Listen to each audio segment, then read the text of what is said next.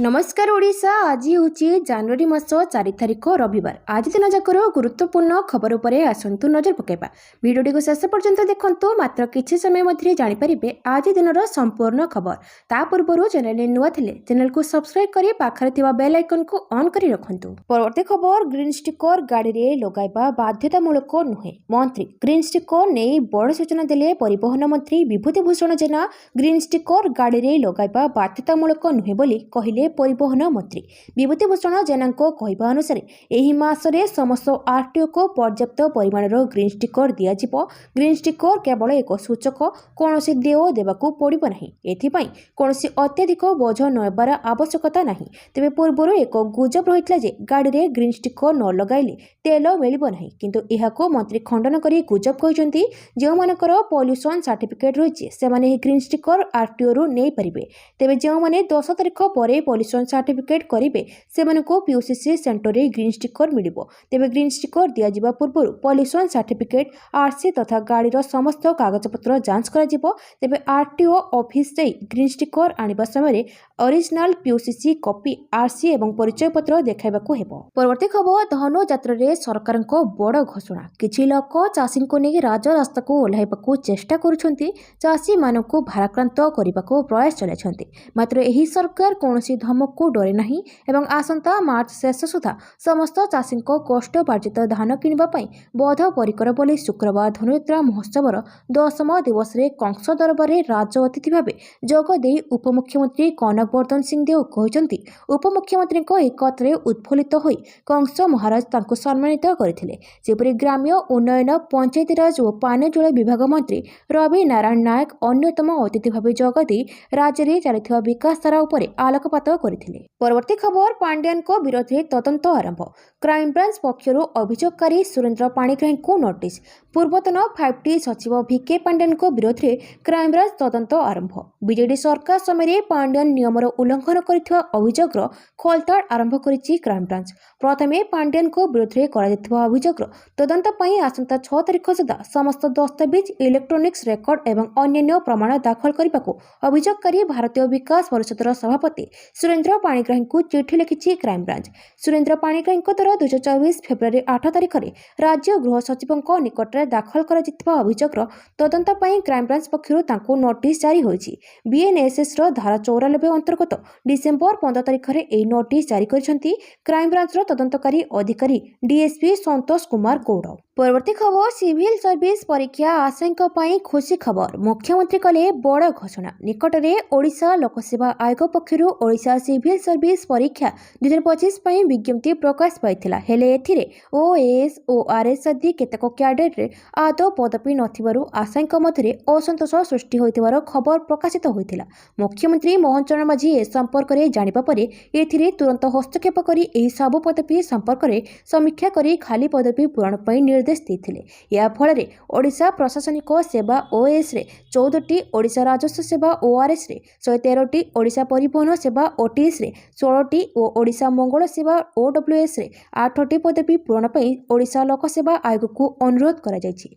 समुदाय 151टी अधिक पदवी पई अनुरोध करा जायछि। परवर्ती खबर, 1.5 कोटी कर्मचारी एवं पेंशन भोगी पाई बड़ खबर। अष्टम वेतन कमिशन पूर्वर बदलिला नियम। सप्तम केंद्रीय वेतन कमिशन 10 वर्षर कार्यकाल आनुष्ठानिक भाव में डिसेम्बर 31, 2025 रे शेष होइथिला। जापरे अष्टम वेतन कमिशन सारा देश में लागू हो जाइछि। जनवरी 2016 रे कार्यकारी होइथिबा एही वेतन कमिशन प्राय 1 कोटी 20 लाख केंद्र सरकारी कर्मचारी एवं पेंशन भोगी दरमा भत्ता एवं पेंशन निर्णय करिछि। अष्टम वेतन कमिशन माध्यम केंद्र सरकारी कर्मचारी एवं पेंशन भोगी दरमा भत्ता एवं पेंशन संशोधन प्रक्रिया एवं आनुष्ठानिक भाव में आरंभ होइछि।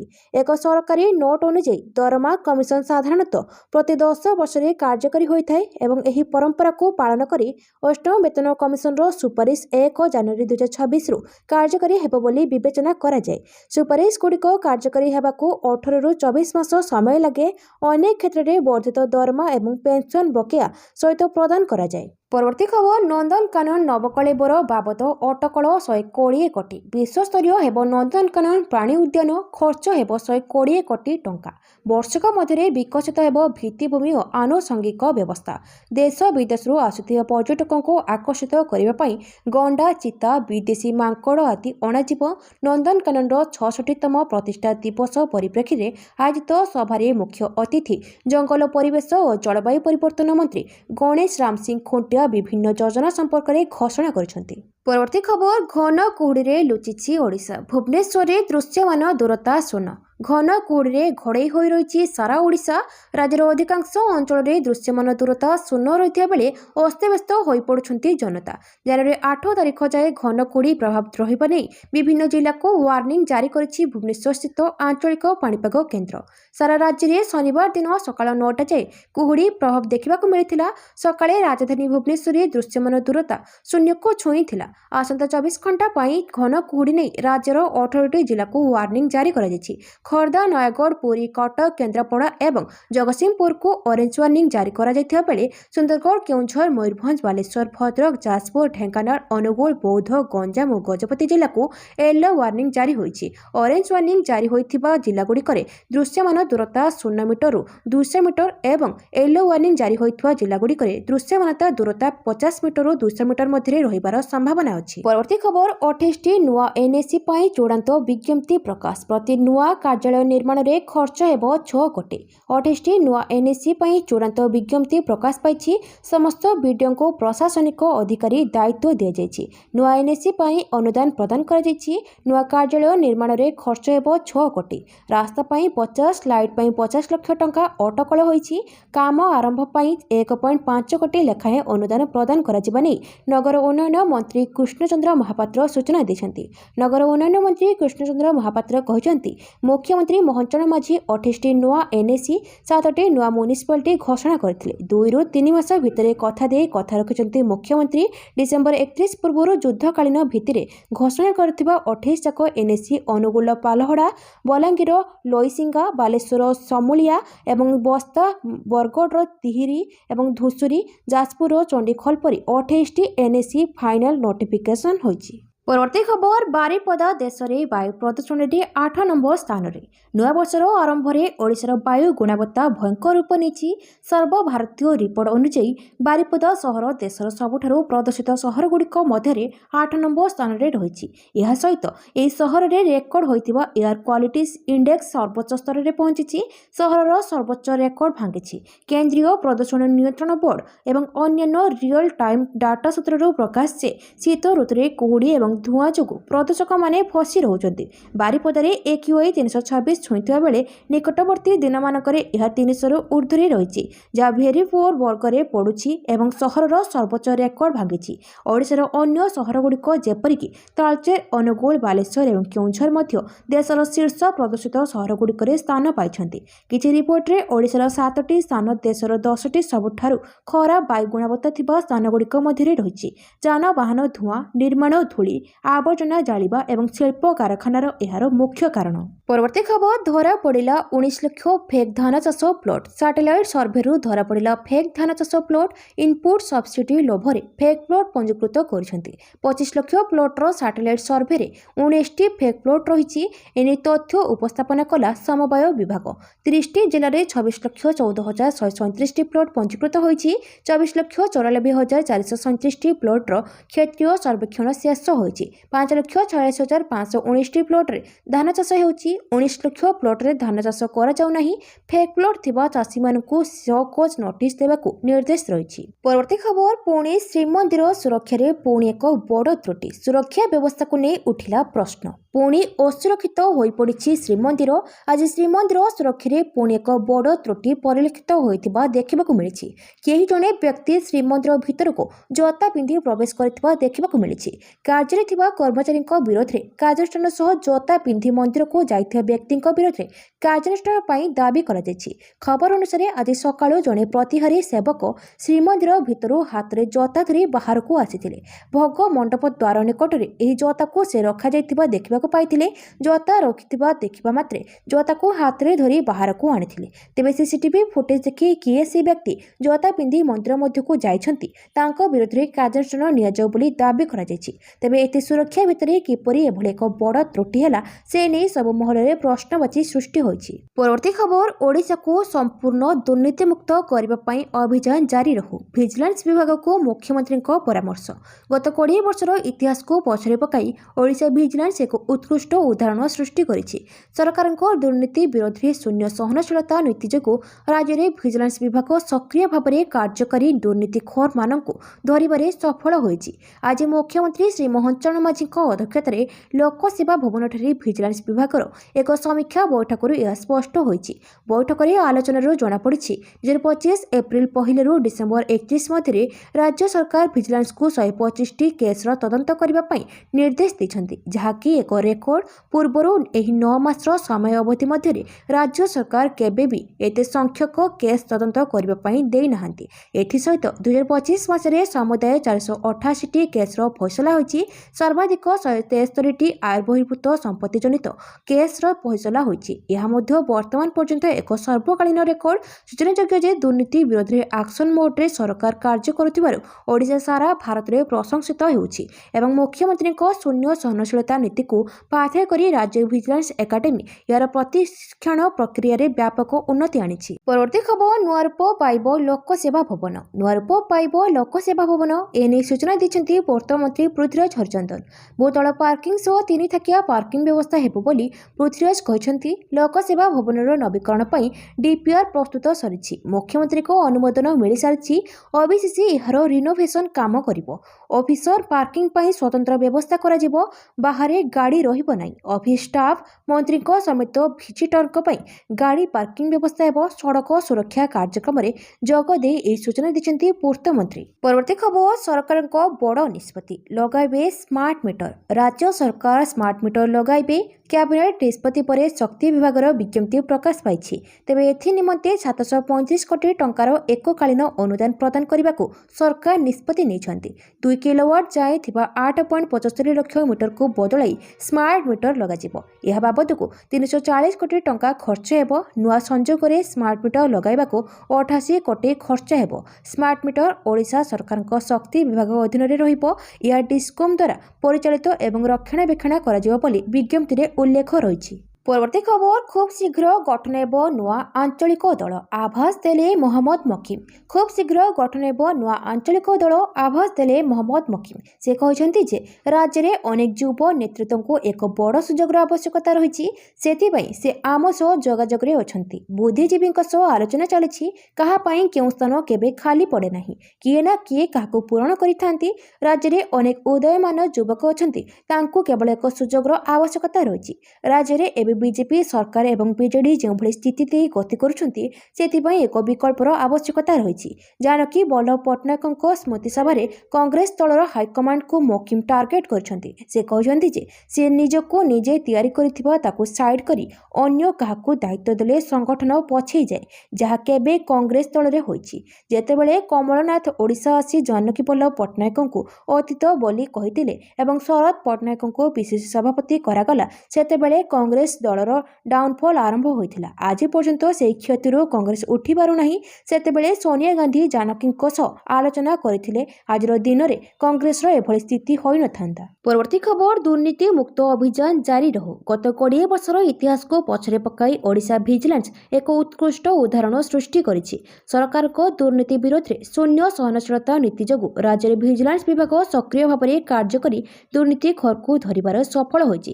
ଶୁକ୍ରବାର ମୁଖ୍ୟମନ୍ତ୍ରୀ ମୋହନ ଚରଣ ମାଝୀଙ୍କ ଅଧ୍ୟକ୍ଷତାରେ ଲୋକସେବା ଭବନରେ ଭିଜିଲାନ୍ସ ବିଭାଗର ଏକ ସମୀକ୍ଷା ବୈଠକରୁ ଏହା ସ୍ପଷ୍ଟ ହୋଇଛି। ବୈଠକର ଆଲୋଚନାରୁ ଜଣାପଡ଼ିଛି 2025 ଏପ୍ରିଲ 1ରୁ ଡିସେମ୍ବର 31 ମଧ୍ୟରେ ରାଜ୍ୟ ସରକାର ଭିଜିଲାନ୍ସକୁ 125ଟି କେସ୍ ତଦନ୍ତ କରିବା ପାଇଁ ନିର୍ଦ୍ଦେଶ ଦେଇଛନ୍ତି, ଯାହାକି ଏକ ରେକର୍ଡ। ପୂର୍ବରୁ ଏହି 9 ମାସର ସମୟ ଅବଧି ମଧ୍ୟରେ ରାଜ୍ୟ ସରକାର କେବେ ବି ଏତେ ସଂଖ୍ୟକ କେସ୍ ତଦନ୍ତ କରିବା ପାଇଁ ଦେଇନାହାନ୍ତି। ଏଥିସହିତ 2025 ମସିହାର ସମୁଦାୟ 488ଟି କେସ୍ର ଫଇସଲା ହୋଇଛି। ସର୍ବାଧିକ 163ଟି ଆୟ ବହିର୍ଭୂତ ସମ୍ପତ୍ତି ଜନିତ କେସ୍ ଫଇସଲା ହୋଇଛି। ଏହା ମଧ୍ୟ ବର୍ତ୍ତମାନ ପର୍ଯ୍ୟନ୍ତ ଏକ ସର୍ବକାଳୀନ ରେକର୍ଡ। ପରବର୍ତ୍ତୀ ଖବର, ଦରମା ଦେବାକୁ ପଡ଼ିବ ବୋଲି ବିଜେପି ସରକାର ପଦବୀ ବାହାର କରୁନାହାନ୍ତି। ବିଜେଡି ରାଜ୍ୟ ସରକାରଙ୍କ ଉପରେ ବର୍ଷିଲା ବିଜେଡି। ଯୁବ ବିଜେଡି ସଭାପତି ଚିନ୍ମୟ ସାହୁ ପ୍ରେସମିଟ୍ କରି କହିଛନ୍ତି କି ଓଡ଼ିଶାର ଆଶାୟୀ ଛାତ୍ରଛାତ୍ରୀ ଯେଉଁମାନେ ଓପିଏସ୍ସି ପାଇଁ ଅହରତ୍ର ପରିଶ୍ରମ କରୁଛନ୍ତି ସେମାନଙ୍କୁ ଶକ୍ତ ଧକ୍କା ଲାଗିଛି। କାରଣ ଓପିଏସ୍ସି ବିଜ୍ଞପ୍ତି ଚକିତ କରିଛି, ସର୍ବୋଚ୍ଚ କ୍ଲାସ 1 ପଦବୀ ନାହିଁ। ଏହା ସରକାରଙ୍କ ସମନ୍ୱୟ ଅଭାବ ଓ ଅବହେଳା ଯୋଗୁଁ ହୋଇଛି। 24 ବର୍ଷ ନବୀନ ପଟ୍ଟନାୟକ ସରକାରରେ ଏହି ସବୁ ପଦବୀ ବାହାରୁଥିଲା।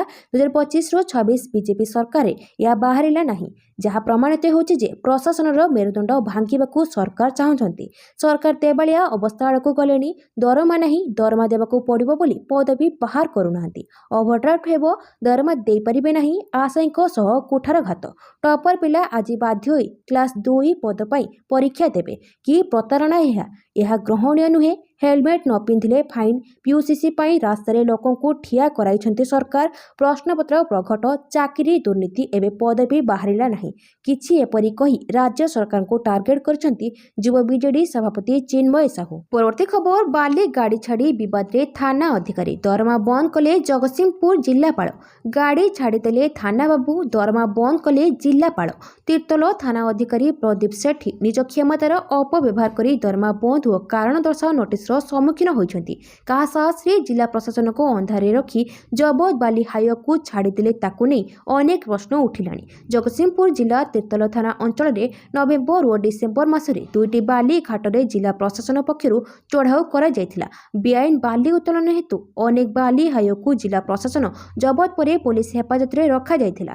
ଜବତ ବାଲି ହାଇୱା ଓ ବାଲି ଘାଟ ନିଲାମଧାରୀଙ୍କ ବିରୋଧରେ ତିର୍ତ୍ତୋଲ ଥାନାରେ ସେତେବେଳେ ଜିଲ୍ଲା ଖଣି ଅଧିକାରୀ ତରଫରୁ ଅଭିଯୋଗ ହୋଇଥିଲା। ପରବର୍ତ୍ତୀ ଖବର, ବାଂଲାଦେଶରେ ପୁଣି ଜଣେ ହିନ୍ଦୁଙ୍କୁ ହତ୍ୟା। ଆକ୍ରମଣ ପରେ ନିଆଁ ଲଗାଇ ଦେଇଥିଲେ ଦୁର୍ବୃତ୍ତ।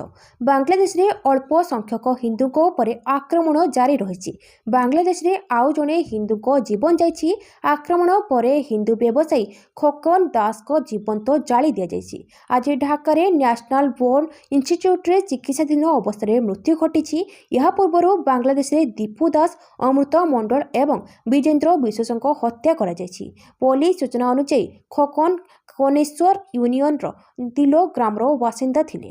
କେଉରଫଙ୍ଗା ବଜାରରେ ଏକ ମୋବାଇଲ ବ୍ୟାଙ୍କିଂ ବ୍ୟବସାୟ ସହିତ ଏକ ଔଷଧ ଦୋକାନ ଚଳାଉଥିଲେ। ବୁଧବାର ରାତିରେ ସେ ତାଙ୍କ ଦୋକାନ ବନ୍ଦ କରି ଏକ ଅଟୋ ରିକ୍ସାରେ ଘରକୁ ଫେରୁଥିବା ବେଳେ ଦୁର୍ବୃତ୍ତମାନେ ରାସ୍ତାରେ ଗାଡ଼ିକୁ ଅଟକାଇ ତାଙ୍କୁ ଆକ୍ରମଣ କରିଥିଲେ। ଦୁର୍ବୃତ୍ତମାନେ ତାଙ୍କୁ ଧାରୁଆ ଅସ୍ତ୍ରରେ ଆକ୍ରମଣ କରି ନିଆଁ ଲଗାଇ ଦେଇଥିଲେ। ନିଜକୁ ବଞ୍ଚାଇବାକୁ ଚେଷ୍ଟା କରି ଖୋକନ ରାସ୍ତା ପାର୍ଶ୍ୱରେ ଥିବା ଏକ ପୋଖରୀକୁ ଡେଇଁ ପଡ଼ିଥିଲେ। ତାଙ୍କ ଚିତ୍କାର ଶୁଣି ସ୍ଥାନୀୟ ଲୋକେ ଉଦ୍ଧାର କରି ଶିରିୟତପୁର ସଦର ହସ୍ପିଟାଲକୁ ପଠାଇଥିଲେ। ସେଠାରେ ତାଙ୍କୁ ଜରୁରୀକାଳୀନ ୱାର୍ଡରେ ପ୍ରାଥମିକ ଚିକିତ୍ସା ହେବା ପରେ ଆଜି ତାଙ୍କର ମୃତ୍ୟୁ ହୋଇଛି। ପରବର୍ତ୍ତୀ ଖବର, ଦୁର୍ନୀତି ଅଭିଯୋଗ ଆଣିବା ପୂର୍ବରୁ ଆତ୍ମସମୀକ୍ଷା କରନ୍ତୁ। ଅଜିତ ପାୱାରଙ୍କୁ ପାଲଟା ଆକ୍ରମଣ କଲା ଭାଜପା। ମହାରାଷ୍ଟ୍ରରେ ରାଜନୈତିକ ବୟାନବାଜି ପୁଣି ଥରେ ତୀବ୍ର ହୋଇଛି। ପିମ୍ପରି ଚିଞ୍ଚୱାଡା ନଗର ନିଗମରେ ଉପମୁଖ୍ୟମନ୍ତ୍ରୀ ଅଜିତ ପାୱାରଙ୍କୁ ଦୁର୍ନୀତି ଏବଂ ଋଣ ଅଭିଯୋଗର କଡ଼ା ଜବାବ ଦେଇଛି ଭାରତୀୟ ଜନତା ପାର୍ଟି। ରାଜ୍ୟ ଭାଜପା ସଭାପତି ରବୀନ୍ଦ୍ର ଚୌହାନ କହିଛନ୍ତି ଯେ ଅଜିତ ପାୱାର ଅଭିଯୋଗ କରିବା ପୂର୍ବରୁ ଆତ୍ମସମୀକ୍ଷା କରିବା ଉଚିତ। ରବୀନ୍ଦ୍ର ଚୌହାନ ଶନିବାର କହିଛନ୍ତି ଯେ ଯଦି ଭାଜପା ମଧ୍ୟ ଅଭିଯୋଗ ଏବଂ ପ୍ରତ୍ୟାରୋପଣରେ ଧାରା ଆରମ୍ଭ କରେ ତେବେ ଏହା ଅଜିତ ପାୱାରଙ୍କ ପାଇଁ ଗମ୍ଭୀର ସମସ୍ୟା ସୃଷ୍ଟି କରିପାରେ। ସେ ପାୱାରଙ୍କୁ ସ୍ପଷ୍ଟ କରିବାକୁ ମଧ୍ୟ କହିଛନ୍ତି ଯେ ସେ କେଉଁ ଦଳକୁ ଟାର୍ଗେଟ କରୁଛନ୍ତି। ସେ କ'ଣ ପ୍ରଧାନମନ୍ତ୍ରୀ ନରେନ୍ଦ୍ର ମୋଦିଙ୍କ ନେତୃତ୍ୱାଧୀନ ଦଳକୁ ଇଙ୍ଗିତ କରୁଛନ୍ତି? ଚୌହାନ କହିଛନ୍ତି ଯେ ଅଜିତ ପାୱାରଙ୍କ ବୟାନ ପୌର ନିର୍ବାଚନର ପୃଷ୍ଠଭୂମିରେ ଆସିଛି, ଯାହା ଏହାର ରାଜନୈତିକ ଉଦ୍ଦେଶ୍ୟ ଉପରେ ପ୍ରଶ୍ନ ଉଠାଇଛି। ପରବର୍ତ୍ତୀ ଖବର, ଏୟାର ଷ୍ଟ୍ରାଇକ୍ ପରେ ଟ୍ରମ୍ପଙ୍କ ଦାବି, ଭେନେଜୁଏଲା ରାଷ୍ଟ୍ରପତି ଏବଂ ତାଙ୍କ ପତ୍ନୀ ଆମେରିକା ଦ୍ୱାରା ଅଟକ। ଆମେରିକା ସହିତ ଉତ୍ତେଜନା ମଧ୍ୟରେ ଭେନେଜୁଏଲା ରାଜଧାନୀ କାରାକାସର ବିଭିନ୍ନ ସ୍ଥାନରେ ବିସ୍ଫୋରଣ ହୋଇଛି। ଭେନେଜୁଏଲା ସରକାର ଆମେରିକା ଉପରେ ନିଜର ନାଗରିକ ଏବଂ ସୈନ୍ୟ ପ୍ରତିଷ୍ଠାନ ଉପରେ ଆକ୍ରମଣ କରିବାକୁ ନେଇ ଆମେରିକାକୁ ନିନ୍ଦା କରିଛି। ଏହାରି ଭିତରେ ଆମେରିକା ରାଷ୍ଟ୍ରପତି ଡୋନାଲ୍ଡ ଟ୍ରମ୍ପ ଏକ ବଡ଼ ଦାବି କରିଛନ୍ତି। ଟ୍ରମ୍ପ କହିଛନ୍ତି ଭେନେଜୁଏଲା ରାଷ୍ଟ୍ରପତି ନିକୋଲାସ ମାଦୁରୋଙ୍କୁ ଆମେରିକା ଅଟକ ରଖିଛି। ମାଦୁରୋ ତାଙ୍କ ପତ୍ନୀଙ୍କ ସହିତ ଦେଶ ଛାଡ଼ି ପଳାୟନ କରୁଥିବା ବେଳେ ଅଟକ ରଖାଯାଇଛି। ପରବର୍ତ୍ତୀ ଖବର, ଦିଲ୍ଲୀ ବାୟୁ ପ୍ରଦୂଷଣ ସାଜିଲା ସୁପର ବଗ୍ ବ୍ୟାପିବାର କାରଣ। ମଣିଷ ଶରୀରରେ କମୁଛି ରୋଗ ପ୍ରତିରୋଧକ ଶକ୍ତି। ରାଜଧାନୀ ଦିଲ୍ଲୀର ପ୍ରଦୂଷିତ ବାୟୁ ଏବେ କେବଳ ନିଶ୍ୱାସ ପ୍ରଶ୍ୱାସରେ କଷ୍ଟ ଦେଉନାହିଁ, ବରଂ ଏହା ଶରୀରରେ ଆଣ୍ଟିବାୟୋଟିକ୍ ପ୍ରତିରୋଧକ ଶକ୍ତି ବଢ଼ାଇଥିବା ସୁପର ବେଗ୍ ବ୍ୟାପିବାର କାରଣ ସାଜିଛି। ଜାତୀୟ ଗଣମାଧ୍ୟମ ରିପୋର୍ଟ ଅନୁସାରେ ଦିଲ୍ଲୀର ବାୟୁମଣ୍ଡଳରେ ଅତ୍ୟଧିକ ପରିମାଣର ଆଣ୍ଟିବାୟୋଟିକ୍ ରେସିଷ୍ଟାଣ୍ଟ ଜିନ୍ ମିଳିଛି। ଏହାର ଅର୍ଥ ହେଉଛି ସାଧାରଣ ସଂକ୍ରମଣ ପାଇଁ ବ୍ୟବହୃତ ହେଉଥିବା ଔଷଧ ବା ଆଣ୍ଟିବାୟୋଟିକ୍ ଆଉ ରୋଗୀଙ୍କ ଶରୀରରେ କାମ କରୁନାହିଁ। ବିଶେଷ କରି ହସ୍ପିଟାଲ ଏବଂ ଅପରିଷ୍କାର ନାଳ ନର୍ଦ୍ଦମା ନିକଟବର୍ତ୍ତୀ ଅଞ୍ଚଳରେ ଏହି ବିପଦ ଅଧିକ ରହିଛି। ବାୟୁ ମାଧ୍ୟମରେ ଏହି ସୁପର ବଗ୍‌ଗୁଡ଼ିକ ସୁସ୍ଥ ଲୋକଙ୍କ ଶରୀରକୁ ପ୍ରବେଶ କରୁଥିବାରୁ ଗମ୍ଭୀର ସ୍ୱାସ୍ଥ୍ୟ ସଙ୍କଟ ଭାବେ ଉଭା ହୋଇଛି। ବୈଜ୍ଞାନିକମାନଙ୍କ ଅନୁଯାୟୀ ଯଦି ଏହାକୁ ରୋକାନଯାଏ ତେବେ ଭବିଷ୍ୟତରେ ସାମାନ୍ୟ ରୋଗର ଚିକିତ୍ସା କରିବା ମଧ୍ୟ ଅସମ୍ଭବ ହୋଇପଡ଼ିବ। ପରବର୍ତ୍ତୀ ଖବର, ପାଣ୍ଡ୍ୟା ଦେଖାଇଲେ ପାୱାର। ଗୋଟିଏ ଓଭରରେ 5 ଛକା, ଗୋଟିଏ ଚୌକା। 2026 ଟି-20 ବିଶ୍ୱକପ୍ ପାଇଁ ଭାରତୀୟ ଦଳର ଯେଉଁ 2ରୁ 3 ଜଣ ଖେଳାଳିଙ୍କ ଉପରେ ସବୁଠାରୁ ଅଧିକ ଦାୟିତ୍ୱ ରହିବ, ହାର୍ଦ୍ଦିକ ପାଣ୍ଡ୍ୟା ସେମାନଙ୍କ ମଧ୍ୟରୁ ଜଣେ। ବିଶ୍ୱକପ୍ର ପ୍ରାୟ 1 ମାସ ପୂର୍ବରୁ ହାର୍ଦ୍ଦିକ ପାଣ୍ଡ୍ୟା ଦେଖାଇ ଦେଇଛନ୍ତି ଯେ ସେ ଏହି ଟୁର୍ଣ୍ଣାମେଣ୍ଟ ପାଇଁ ସମ୍ପୂର୍ଣ୍ଣ ପ୍ରସ୍ତୁତ ଏବଂ ଭଲ ଫର୍ମରେ ଅଛନ୍ତି। ଏହାର ଏକ ଝଲକ ଷ୍ଟାର ଅଲରାଉଣ୍ଡର ବିଜୟ ହଜାରେ ଟ୍ରଫିରେ ଦେଖାଇଛନ୍ତି। ବରୋଦା ପକ୍ଷରୁ ଖେଳି ହାର୍ଦ୍ଦିକ ପାଣ୍ଡ୍ୟା ମାତ୍ର 68 ବଲ୍‌ରେ ଏକ ବିସ୍ଫୋରକ ଶତକ ହାସଲ କରିଛନ୍ତି। ବିପଦରେ ଥିବା ଦଳ ପାଇଁ 7ମ ନମ୍ବରରେ ବ୍ୟାଟିଂ କରିବାକୁ ଆସି ଷ୍ଟାର ଅଲରାଉଣ୍ଡର ପାଣ୍ଡ୍ୟା ଏକପାଖିଆ ଭାବେ ଖେଳର ମୋଡ଼ ବଦଳାଇ ଦେବା ସହ ଦଳକୁ ବଞ୍ଚାଇ ଦେଇଛନ୍ତି। ପରବର୍ତ୍ତୀ ଖବର, ସନ୍ତୋଷ ଟ୍ରଫି ଫୁଟବଲ। 5 ପୂର୍ବ ଚାମ୍ପିୟନ ଟିମ୍ ସହ ଗୋଟିଏ ଗ୍ରୁପରେ ଓଡ଼ିଶା। ସନ୍ତୋଷ ଟ୍ରଫି ଫୁଟବଲ ଟୁର୍ଣ୍ଣାମେଣ୍ଟର ଫାଇନାଲ ରାଉଣ୍ଡରେ ଓଡ଼ିଶା ପ୍ରବେଶ କରିଛି। ତେବେ ଓଡ଼ିଶା 5 ପୂର୍ବ ଚାମ୍ପିୟନ ସହ କଷ୍ଟକର ଗ୍ରୁପରେ ରହିଛି। ଗ୍ରୁପ ବିରେ ଓଡ଼ିଶା ସହ କେରଳ, ସର୍ଭିସେସ୍, ପଞ୍ଜାବ, ରେଲୱେ ଏବଂ ମେଘାଳୟ ରହିଛନ୍ତି। ଗ୍ରୁପ ଏରେ 33 ଥର ଚାମ୍ପିୟନ ବେଙ୍ଗଲ, ଆସାମ, ତାମିଲନାଡୁ, ଉତ୍ତରାଖଣ୍ଡ, ନାଗାଲାଣ୍ଡ ଓ ରାଜସ୍ଥାନ ରହିଛନ୍ତି। ଆୟୋଜକ ଭାବେ ଆସାମ ସିଧାସଳଖ ଫାଇନାଲ ରାଉଣ୍ଡରେ ପ୍ରବେଶ କରିଛି। ପଶ୍ଚିମବଙ୍ଗ ଓ କେରଳ ଚାମ୍ପିୟନ ଏବଂ ରନର୍ସ ଅପ୍ ଭାବେ ମଧ୍ୟ ସିଧାସଳଖ ପ୍ରବେଶ କରିଛନ୍ତି। ଜାନୁଆରୀ 21ରୁ ଫେବୃଆରୀ 1 ପର୍ଯ୍ୟନ୍ତ ଲିଗ୍ ପର୍ଯ୍ୟାୟ ମ୍ୟାଚ୍ ଖେଳାଯିବ। ଏହାପରେ ପ୍ରତି ଗ୍ରୁପରୁ 4ଟି ଲେଖାଏଁ ଟିମ୍ ନକ୍ଆଉଟକୁ ଉନ୍ନତି ହେବ। ଫେବୃଆରୀ 2 ଓ 3ରେ କ୍ୱାର୍ଟର ଫାଇନାଲ ମ୍ୟାଚ୍ ଖେଳାଯିବ। ସେହିପରି 5ରେ ସେମିଫାଇନାଲ ଓ 8ରେ ଫାଇନାଲ ମ୍ୟାଚ୍ ଖେଳାଯିବ। ପରବର୍ତ୍ତୀ ଖବର, ପ୍ରୟାଗରାଜରେ ଭକ୍ତଙ୍କ ଭିଡ଼। ପୌଷ ପୂର୍ଣ୍ଣିମାରେ ସଙ୍ଗମସ୍ଥଳରେ ବୁଡ଼ ପକାଇବା ପାଇଁ ଭିଡ଼। ପ୍ରୟାଗରାଜର ପବିତ୍ର ତ୍ରିବେଣୀ ସଙ୍ଗମ କୂଳରେ ଆଜିଠାରୁ ବିଶ୍ୱପ୍ରସିଦ୍ଧ ମାଘମେଳା 2026 ଆରମ୍ଭ ହୋଇଛି। ମାଘମେଳା ପୂର୍ବରୁ ସ୍ନାନ ପର୍ବ, ପୌଷ ପୂର୍ଣ୍ଣିମାର ପର୍ବ, ଗଙ୍ଗା, ଯମୁନା ଏବଂ ସରସ୍ୱତୀ ନଦୀର ତ୍ରିବେଣୀରେ ଆସ୍ଥାର ବୁଡ଼ ପକାଇବା ପାଇଁ ଭିଡ଼ ଜମିଛି। ପୌଷ ପୂର୍ଣ୍ଣିମାରେ ସଙ୍ଗମ ତ୍ରିବେଣୀରେ ସ୍ନାନ ଏବଂ ଦାନର ବିଶେଷ ମହତ୍ତ୍ୱ ରହିଥାଏ। ମାଘ ମାସରେ ପ୍ରୟାଗରାଜରେ ସ୍ନାନ ଏବଂ କଳ୍ପବାସ କରିବା ଦ୍ୱାରା ମନୁଷ୍ୟକୁ ମୋକ୍ଷ ପ୍ରାପ୍ତ ହୁଏ ଏବଂ ସମସ୍ତ ପାପରୁ ମୁକ୍ତି ମିଳିଥାଏ। ପୌଷ ପୂର୍ଣ୍ଣିମା ସହିତ ମାଘ ମେଳାରେ 1 ମାସ ଧରି ଚାଲିଥିବା କଳ୍ପବାସ ମଧ୍ୟ ଆରମ୍ଭ ହୋଇଯାଇଛି। ଦେଶର ବିଭିନ୍ନ ପ୍ରାନ୍ତରୁ ଆସିଥିବା କଳ୍ପବାସୀମାନେ ସଙ୍ଗମ କୂଳରେ ତମ୍ବୁ ଗାଡ଼ି ନିଜର ଆଧ୍ୟାତ୍ମିକ ସାଧନା ଆରମ୍ଭ କରିଛନ୍ତି। କଳ୍ପବାସ ସମୟରେ ଶ୍ରଦ୍ଧାଳୁମାନେ ସାତ୍ତ୍ୱିକ ଜୀବନଯାପନ କରନ୍ତି, ଦିନକୁ ଥରେ ମାତ୍ର ଭଜନ କରନ୍ତି ଏବଂ ଅଧିକାଂଶ ସମୟ ଭଗବାନଙ୍କ ନାମ ଜପ ଓ ଭଜନ କୀର୍ତ୍ତନରେ ଅତିବାହିତ କରନ୍ତି। ପୌଷ ପୂର୍ଣ୍ଣିମା ଅବସରରେ ଶ୍ରଦ୍ଧାଳୁ ବ୍ରତ ରଖି ସ୍ନାନ, ଦାନ ଏବଂ ପୂଜା ପାଠ କରନ୍ତି। ଏହାଦ୍ୱାରା ଘରେ ସୁଖ ସମୃଦ୍ଧି ବଢ଼ିଥାଏ ଏବଂ ନକାରାତ୍ମକ ଶେଷ ହୁଏ। ଏହି ଦିନ ଜରୁରୀ ଲୋକଙ୍କୁ ଅନ୍ନ ଏବଂ ବସ୍ତ୍ର ଦାନ କରନ୍ତୁ। ପୌଷ ପୂର୍ଣ୍ଣିମା ଦିନ କଞ୍ଚା ତେଲ ଏବଂ ଫଳ ପନିପରିବା ଦାନ କରନ୍ତୁ। ପରବର୍ତ୍ତୀ ଖବର, ବିସିସିଆଇର ନିର୍ଦ୍ଦେଶ, କେକେଆରରୁ ବିଦାୟ ହେବେ ବାଂଲାଦେଶୀ କ୍ରିକେଟର। ବାଂଲାଦେଶରେ ହିନ୍ଦୁ ବିରୋଧୀ ଘଟଣା ପରେ ବାଂଲାଦେଶୀ ଦ୍ରୁତ ବୋଲର ମୁସ୍ତାଫିଜୁର ରେହମାନଙ୍କୁ ନେଇ ଚର୍ଚ୍ଚା। ଆଇପିଏଲ୍ 2026ରେ ଅଂଶଗ୍ରହଣ କରିପାରିବେ ନାହିଁ ମୁସ୍ତାଫିଜୁର ରେହମାନ। ବିସିସିଆଇର ସଚିବ ଦେବଜିତ ସାଇକିଆ ଏନେଇ ସ୍ପଷ୍ଟ କରିଛନ୍ତି। ସେ କେକେଆରକୁ କଡ଼ାକଡ଼ି ଭାବେ ସ୍ପଷ୍ଟ କରି କହିଛନ୍ତି ଯେ ତୁରନ୍ତ ବାଂଲାଦେଶୀ କ୍ରିକେଟର ମୁସ୍ତାଫିଜୁର ରେହମାନଙ୍କୁ ସେମାନଙ୍କ ଦଳରୁ ରିଲିଜ୍ କରିବାକୁ କହିଛନ୍ତି। ବର୍ତ୍ତମାନର ପରିସ୍ଥିତିକୁ ଦୃଷ୍ଟିରେ ରଖି ବିସିସିଆଇ କୋଲକାତା ନାଇଟ୍ ରାଇଡର୍ସକୁ ଏପରି କରିବାକୁ ନିର୍ଦ୍ଦେଶ ଦେଇଛି। ବିସିସିଆଇ ନିଷ୍ପତ୍ତି ଅନୁଯାୟୀ ବାଂଲାଦେଶୀ ଦ୍ରୁତ ବୋଲର ମୁସ୍ତାଫିଜୁର ରେହମାନଙ୍କୁ ଆଇପିଏଲ୍‌ରୁ ବାଦ୍ ଦିଆଯାଇଛି। ବୋର୍ଡ ଫ୍ରାଞ୍ଚାଇଜ କୋଲକାତା ନାଇଟ୍ ରାଇଡର୍ସକୁ ବାଂଲାଦେଶୀ ଦ୍ରୁତ ବୋଲରଙ୍କୁ ଦଳରୁ ମୁକ୍ତ କରିବାକୁ ନିର୍ଦ୍ଦେଶ ଦେଇଛି। ବିସିସିଆଇ ସଚିବ ଦେବଜିତ ସାଇକିଆ ଏହା ଘୋଷଣା କରି କହିଛନ୍ତି ଯେ ବୋର୍ଡ ବର୍ତ୍ତମାନର ପରିସ୍ଥିତିକୁ ବିଚାରକୁ ନେଇ ଏହି ନିଷ୍ପତ୍ତି ନେଇଛି। ପରବର୍ତ୍ତୀ ଖବର, ଛତିଶଗଡ଼ରେ ବଡ଼ ଏନ୍କାଉଣ୍ଟର, 14 ମାଓବାଦୀ ନିହତ। ମାଓ ବିରୋଧୀ ଅଭିଯାନରେ ସୁରକ୍ଷାକର୍ମୀଙ୍କୁ ପୁଣି ଏକ ବଡ଼ ସଫଳତା। ନିପାତ ହେଲେ 14 ମାଓବାଦୀ। ଛତିଶଗଡ଼ର ସୁକମା ଓ ବିଜାପୁର ବିଜାପୁର ଏନ୍କାଉଣ୍ଟରରେ 14 ମାଓବାଦୀଙ୍କ ମୃତ୍ୟୁ ଘଟିଛି। ଛତିଶଗଡ଼ ପୋଲିସ ଏବଂ ସୁରକ୍ଷା ବାହିନୀଙ୍କ ମିଳିତ ଅପରେସନ ବେଳେ ଏହି ସଫଳତା ମିଳିଛି। ସୁକମା ଓ ବିଜାପୁର ଜିଲ୍ଲାରେ ହୋଇଥିବା ଦୁଇଟି ପୃଥକ ଏନ୍କାଉଣ୍ଟର ହୋଇଛି। ସୁକମା ଏସ୍ପି କିରଣ ଜାଭାନଙ୍କ ନେତୃତ୍ୱରେ ଜିଲ୍ଲା ରିଜର୍ଭ ଗାର୍ଡ ଦ୍ୱାରା ଶୁକ୍ରବାର ରାତିରୁ ଏହି ଅପରେସନ ଆରମ୍ଭ ହୋଇଥିଲା। କିସ୍ତାରାମ ଥାନା ଅଞ୍ଚଳରେ ପାଲୋଡ଼ି ଓ ପଟକପଲ୍ଲୀ ମଧ୍ୟବର୍ତ୍ତୀ ପାମଲୁର ଜଙ୍ଗଲରେ ସୁରକ୍ଷା ବାହିନୀର ଗୁଳିରେ 12 ଜଣ ନକ୍ସଲ ନିପାତ ହୋଇଛନ୍ତି। ପରବର୍ତ୍ତୀ ଖବର, ଘନ କୁହୁଡ଼ି ବିମାନର ଗତିପଥ ପରିବର୍ତ୍ତନ। କଲବଲ କରୁଛି ଘନ କୁହୁଡ଼ି ବିମାନ ଯାତ୍ରାରେ ବ୍ୟାଘାତ। ଘନ କୁହୁଡ଼ି ଯୋଗୁଁ ଅନେକ ବିମାନ ସେବା ବିଳମ୍ବ ହୋଇଥିବା ବେଳେ ଏକାଧିକ ବିମାନ ବାତିଲ କରାଯାଇଛି। ରନୱେରେ ଘନ କୁହୁଡ଼ି ଥିବାରୁ କିଛି ଦୃଶ୍ୟମାନ ହୋଇପାରୁନାହିଁ। ତେଣୁ ଆଜି ସକାଳେ ବିଜୁ ପଟ୍ଟନାୟକ ବିମାନ ବନ୍ଦରରୁ କୌଣସି ବିମାନ ଉଡ଼ାଣ ଭରିପାରିନାହିଁ। ଭୁବନେଶ୍ୱର ଆସୁଥିବା 3 ବିମାନର ଗତିପଥକୁ ରାଞ୍ଚି, କୋଲକାତା, ଚେନ୍ନାଇକୁ ପରିବର୍ତ୍ତନ କରାଯାଇଛି। ବିମାନ ସେବା ବିଳମ୍ବ ହୋଇଥିବା ଅନେକ ଯାତ୍ରୀ ହନ୍ତସନ୍ତ ହେଉଥିବାର ଦେଖିବାକୁ ମିଳିଛି। ବିମାନ ଷ୍ଟାଟସ ଚେକ୍ କରି ବାହାରିବାକୁ ବିମାନ ବନ୍ଦର କର୍ତ୍ତୃପକ୍ଷ ପରାମର୍ଶ ଦେଇଛନ୍ତି। ସୂଚନାଯୋଗ୍ୟ, ଗୁରୁବାର ମଧ୍ୟ ଘନ କୁହୁଡ଼ି ଯୋଗୁଁ ବିମାନ ଯାତ୍ରାରେ ବିଳମ୍ବ ଘଟିଥିଲା। ସକାଳ 10ଟା ଯାଏ ଭୁବନେଶ୍ୱର ବିମାନ ବନ୍ଦରରେ ରନୱେ ଦୃଶ୍ୟମାନ ହୋଇନଥିଲା। ଦିଲ୍ଲୀରୁ 3ଟି ଓ ଚେନ୍ନାଇ, ବେଙ୍ଗାଲୁରୁ ଗୋଟିଏ ଲେଖାଏଁ ବିମାନ ଅବତରଣ କରିପାରିନଥିଲା। 3ଟି ବିମାନ ରାୟପୁର ଓ 2ଟି କୋଲକାତା ବିମାନ ବନ୍ଦର ଆଡ଼କୁ ମୁହାଁଇଥିଲା। ଜୟପୁର ଉତ୍କେଲା ବିମାନ ବିଳମ୍ବରେ ଯାତ୍ରା କରିଥିଲା। ଶୁକ୍ରବାର ମଧ୍ୟ 2ଟି ବିମାନ ସମ୍ପୂର୍ଣ୍ଣ ବାତିଲ ହୋଇଥିଲା। ଏକାଧିକ ବିମାନ ଯାତ୍ରାରେ ବିଳମ୍ବ ହୋଇଥିଲା। ପରବର୍ତ୍ତୀ ଖବର, ଟି20 ବିଶ୍ୱକପ୍ ଦକ୍ଷିଣ ଆଫ୍ରିକା ଦଳ ଘୋଷଣା। ଆର୍ଡେନ ମାର୍କରମ ଅଧିନାୟକ। ଆଗାମୀ ଟି20 ବିଶ୍ୱକପ୍ ପାଇଁ ଦକ୍ଷିଣ ଆଫ୍ରିକା ଦଳ ଘୋଷଣା କରାଯାଇଛି।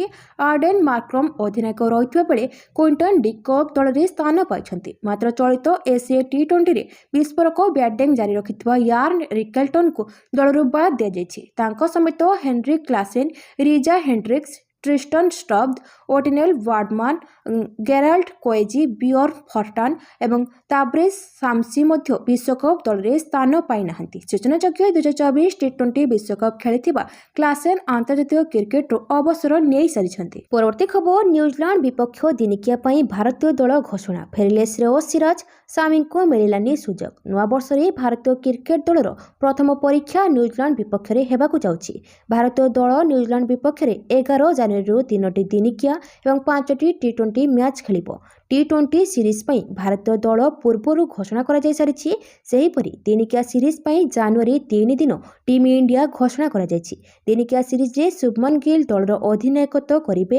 ଦକ୍ଷିଣ ଆଫ୍ରିକା ବିପକ୍ଷ ଦିନିକିଆ ସିରିଜରେ ଆଘାତ କାରଣରୁ ଶୁଭମନ ଗିଲ୍ ଖେଳିପାରିନଥିଲେ। ସେହି ସମୟରେ କେଏଲ୍ ରାହୁଲ ଅଧିନାୟକ ଦାୟିତ୍ୱ ତୁଲାଇଥିଲେ। ପରବର୍ତ୍ତୀ ଖବର, ସାଟେଲାଇଟ୍ ସର୍ଭେରୁ ନକଲି ଚାଷୀଙ୍କୁ ଧରିବା ପ୍ରସଙ୍ଗ। ପିସିସି ସଭାପତିଙ୍କ କଡ଼ା ଚେତାବନୀ।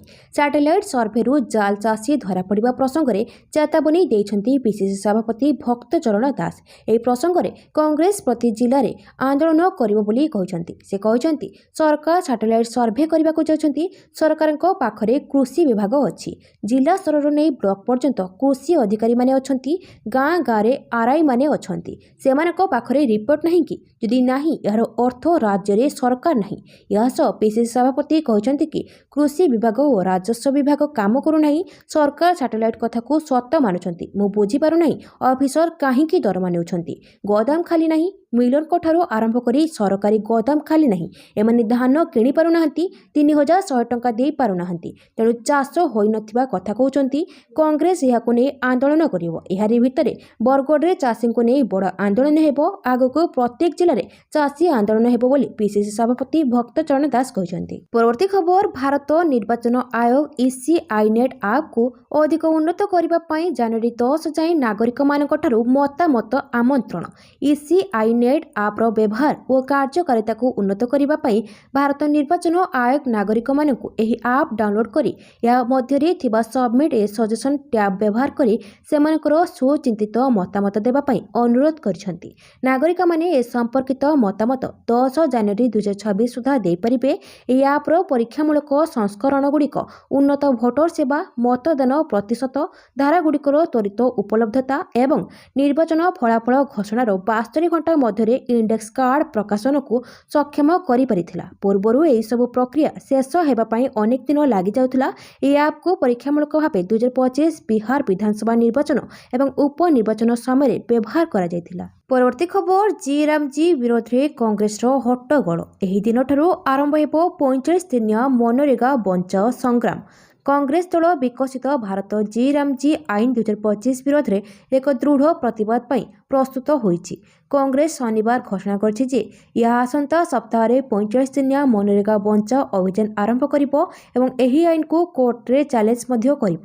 ଏହି ଅଭିଯାନରେ ଗ୍ରାମଠାରୁ ରାଜ୍ୟ ସ୍ତର ପର୍ଯ୍ୟନ୍ତ ଅନେକ କାର୍ଯ୍ୟକ୍ରମ ଏବଂ ଦେଶର ବିଭିନ୍ନ ସ୍ଥାନରେ 4ଟି ପ୍ରମୁଖ ରାଲି ଅନ୍ତର୍ଭୁକ୍ତ ହେବ। ଦଳ କହିଛି ଯେ ଏହି ସଂଘର୍ଷର ଉଦ୍ଦେଶ୍ୟ ହେଉଛି ମହାତ୍ମା ଗାନ୍ଧୀ ଜାତୀୟ ଗ୍ରାମୀଣ ନିଯୁକ୍ତି ଗ୍ୟାରେଣ୍ଟି ଆଇନ ପୁନଃ ସ୍ଥାପିତ କରିବା ଏବଂ ନୂତନ ଆଇନକୁ ପ୍ରତ୍ୟାହାର କରିବା।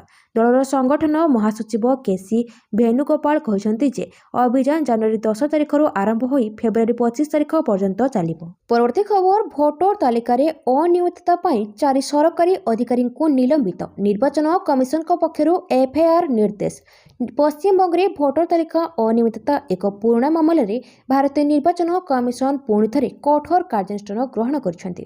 ଭୋଟର ତାଲିକାରେ ଅନିୟମିତତା ଅଭିଯୋଗରେ ନିର୍ବାଚନ କମିଶନ 4 ଜଣ ଅଧିକାରୀ ଏବଂ ଜଣେ କର୍ମଚାରୀଙ୍କ ବିରୋଧରେ ଏଫଆଇଆର ରୁଜୁ କରିବାକୁ ନିର୍ଦ୍ଦେଶ ଦେଇଛନ୍ତି। ପୂର୍ବ ମେଦିନପୁର ଏବଂ ଦକ୍ଷିଣ 24 ପରଗନାର ଜିଲ୍ଲା ମାଜିଷ୍ଟ୍ରେଟଙ୍କୁ ଏହି ଏଫଆଇଆର ଦାଖଲ କରିବାକୁ ନିର୍ଦ୍ଦେଶ ଦିଆଯାଇଛି। ମୋଇନା ଏବଂ ବାରୁଇପୁର ପୂର୍ବ ବିଧାନସଭା ନିର୍ବାଚନ ମଣ୍ଡଳୀର 4 ଜଣ ଅଧିକାରୀ ଏବଂ ଜଣେ କର୍ମଚାରୀଙ୍କ ବିରୋଧରେ ଏଫଆଇଆର ରୁଜୁ କରିବାକୁ ନିର୍ଦ୍ଦେଶ ଦିଆଯାଇଛି। କିଛି ମାସ ପୂର୍ବେ ଏକ ବିବାଦ ପରେ ନିର୍ବାଚନ କମିଶନଙ୍କ ନୂତନ ନିର୍ଦ୍ଦେଶ ତତ୍କାଳୀନ ମୁଖ୍ୟ ସଚିବଙ୍କୁ ଦିଲ୍ଲୀରେ ନିର୍ବାଚନ କମିଶନକୁ ସମନ କରାଯାଇଥିଲା ଏବଂ ଦକ୍ଷିଣ 24 ପରଗନାର ବାରୁଇପୁର ପୂର୍ବ ଏବଂ ପୂର୍ବ ମେଦିନପୁରରେ ମୋଇନାର ଇଆରଓ ଏବଂ ଏଇଆରଓଙ୍କୁ ଜଣେ ଡାଟା ଏଣ୍ଟ୍ରି ଅପରେଟରଙ୍କ ସହିତ ସିଧାସଳଖ ରାଜ୍ୟକୁ ସେମାନଙ୍କ ବିରୋଧରେ ଏଫଆଇଆର ଦାଖଲ କରିବାକୁ ନିର୍ଦ୍ଦେଶ ଦିଆଯାଇଥିଲା। ପରବର୍ତ୍ତୀ ଖବର, ମନ୍ତ୍ରୀଙ୍କ ବଡ଼ ସୂଚନା, ଚିଲିକାର ପୁନରୁଦ୍ଧାର ପାଇଁ ହେବ ଡିପିଆର। ମନ୍ତ୍ରୀ ପୃଥ୍ୱୀରାଜ ହରିଚନ୍ଦନଙ୍କ ଅଧ୍ୟକ୍ଷତାରେ ଏକ ଗୁରୁତ୍ୱପୂର୍ଣ୍ଣ ବୈଠକ ଅନୁଷ୍ଠିତ ହୋଇଯାଇଛି। ବୈଠକରେ ଜୈବ ବିବିଧତା ଏବଂ ଚିଲିକା ହ୍ରଦର ପୁନର୍ବିକାଶ ଉପରେ ଗୁରୁତ୍ୱ ଦିଆଯାଇଛି। ଏହି ଅବସରରେ ମନ୍ତ୍ରୀ କହିଛନ୍ତି ଯେ ଚିଲିକା ମୁହାଣ ପୋତି ହେବା କାରଣରୁ ପାଣି ସମୁଦ୍ରକୁ ଠିକ୍ ଭାବେ ଯାଇପାରୁନାହିଁ। ଏପରିକି ସମୁଦ୍ର ପାଣି ମଧ୍ୟ ଚିଲିକା ମଧ୍ୟକୁ ଠିକ୍ ଭାବେ ପ୍ରବେଶ କରିପାରୁନାହିଁ। ଫଳରେ ଚିଲିକା ଜଳର କ୍ଷୟତା ନଷ୍ଟ ହେଉଛି। ଫଳରେ ଜୈବ ବିବିଧତା ସନ୍ତୁଳନ ରହିପାରୁନାହିଁ। ଏନେଇ ଚିଲିକାର ପୁନରୁଦ୍ଧାର କରାଯିବ। ପୁନରୁଦ୍ଧାର ପାଇଁ ବିସ୍ତୃତ ପ୍ରକଳ୍ପ ରିପୋର୍ଟ ପ୍ରସ୍ତୁତ ହେବ। ଚିଲିକା ଉନ୍ନୟନ କର୍ତ୍ତୃପକ୍ଷ ଏବଂ ଆଇଆଇଟି ଚେନ୍ନାଇକୁ ଡିପିଆର ପାଇଁ ନିର୍ଦ୍ଦେଶ ଦିଆଯାଇଥିବା ନେଇ ମନ୍ତ୍ରୀ ପ୍ରକାଶ କରିଛନ୍ତି। ବୈଠକରେ ପୁରୀ ଏମ୍ପି ସମ୍ବିତ ପାତ୍ରଙ୍କ ସହ ବରିଷ୍ଠ ପ୍ରଶାସନିକ ଅଧିକାରୀ ପ୍ରମୁଖ ଉପସ୍ଥିତ ଥିଲେ। ପରବର୍ତ୍ତୀ ଖବର, ପାକିସ୍ତାନର ନୂଆ ଷଡ଼ଯନ୍ତ୍ର, ୱାଘା ସୀମାରେ ବଡ଼ ଧରଣର ନିର୍ମାଣ କାର୍ଯ୍ୟ। ପାକିସ୍ତାନ ଭାରତ ସହିତ ସମକକ୍ଷ ହେବା ପାଇଁ ଏହାର ଭିତ୍ତିଭୂମି ବିସ୍ତାର କରୁଥିବାରୁ ୱାଘା ଅଟାରୀ ସୀମାରେ ଦୈନିକ ବିଟିଂ ରିଟ୍ରିଟ୍ ସମାରୋହ ହେବେ ଏକ ନୂତନ ରୂପ ପାଇବ। ପଞ୍ଜାବ ମୁଖ୍ୟମନ୍ତ୍ରୀ ମିରିୟମ ନୱାଜ 1 ଜାନୁଆରୀ 2026ରେ ଏକ ନୂତନ ବିଶାଳ ରଙ୍ଗଭୂମି ସଂଗ୍ରହାଳୟ ଏବଂ ବିଭାଜନ ଥିମ୍ ପାର୍କ ଉଦ୍ଘାଟନ କରିଥିଲେ। ଏପର୍ଯ୍ୟନ୍ତ ପାକିସ୍ତାନୀ ପାଭିଲିୟନ ଭାରତୀୟ ତୁଳନାରେ ବହୁତ ଛୋଟ ଏବଂ ସୀମିତ ଥିଲା, ଯାହାଫଳରେ ଦର୍ଶକ କମ୍ ସଂଖ୍ୟାରେ ଆସୁଥିଲେ। ଏହି ନୂତନ ନିର୍ମାଣରେ ଲକ୍ଷ୍ୟ କେବଳ ପର୍ଯ୍ୟଟକଙ୍କୁ ବୃଦ୍ଧି କରିବା ନୁହେଁ, ବରଂ ସୀମାରେ ପାକିସ୍ତାନର ସାଂସ୍କୃତିକ ଉପସ୍ଥିତିକୁ ଅଧିକ ପ୍ରଭାବଶାଳୀ କରିବା। ପରବର୍ତ୍ତୀ ଖବର, 2026ର ନୂତନ ରେଳ ସମୟ ସାରଣୀ ହେଲା କାର୍ଯ୍ୟକାରୀ। ନୂତନ ସମୟ ସାରଣୀ ଅନୁଯାୟୀ ରେଳ ସଂଯୋଗ ସୁଦୃଢ଼ କରିବା ପାଇଁ 6ଟି ନୂତନ ଟ୍ରେନ ଚଳାଚଳ ଆରମ୍ଭ କରାଯାଇଛି। ଏଥିରେ ଉଧନା ବ୍ରହ୍ମପୁର ଉଧନା, ସମ୍ବଲପୁର ବୌଦ୍ଧ ସମ୍ବଲପୁର ଏବଂ ବୌଦ୍ଧ ଭୁବନେଶ୍ୱର ନୂଆ ବୌଦ୍ଧ ସାପ୍ତାହିକ ଏକ୍ସପ୍ରେସ ଟ୍ରେନ ଅନ୍ତର୍ଭୁକ୍ତ। ଏହା ସହିତ 14ଟି ଟ୍ରେନକୁ ନୂତନ ଗନ୍ତବ୍ୟସ୍ଥଳ ପର୍ଯ୍ୟନ୍ତ ବିସ୍ତାର କରାଯାଇଛି, ଯାହାଫଳରେ ଦୁର୍ଗମ ଏବଂ ଅଞ୍ଚଳୀୟ ଅଞ୍ଚଳଗୁଡ଼ିକୁ ଉତ୍ତମ ସଂଯୋଗ ମିଳିବ।